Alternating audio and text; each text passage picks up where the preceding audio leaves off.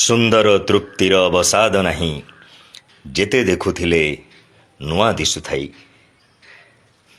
ମୋତେ କିଏ କେତେ କଥା କହିଦିଏ, ମୁଁ ହସି ହସି ସବୁ ଶୁଣୁଥାଏ। ମୋ କୋଳରେ ଏମିତି ବି ବ୍ୟକ୍ତିଟିଏ ସ୍ଥାନ ପାଏ, ଯାହାର ହୃଦୟ ବହୁତ ବିଶାଳ, ବହୁତ ବିଶାଳ। ନିଜର କୋଟି କୋଟି ଟଙ୍କାର ସମ୍ପତ୍ତି ପରିତ୍ୟାଗ କରି ବନିଯାଏ ସେ ଭିକ୍ଷୁକ ଯୋଗୀଟିଏ, ଆଉ ଗୋଟିଏ ଗୋଟିଏ ପଇସା ଦାନରେ ସଂଗ୍ରହ କରି ନିର୍ମାଣ କରେ ମୋହରି କୋଳରେ ସୁନ୍ଦର ଶ୍ରୀ ହନୁମାନ ଆଉ ଶ୍ରୀ ରାମ ମନ୍ଦିର। ନିର୍ମାଣ କାର୍ଯ୍ୟ ଜାରି ରହିଛି, ସେ ପଛକୁ କେବେ ବି ଫେରି ପାରିନି, କେବେ ବି ଫେରିଯାଏନି। ଏଇ ଦେଖନ୍ତୁ ନା, ନିର୍ମାଣ କାର୍ଯ୍ୟ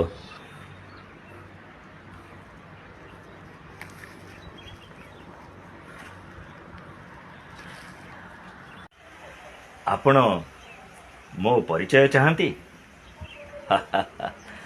ମୁଁ ଢେଙ୍କାନାଳ କହୁଛି।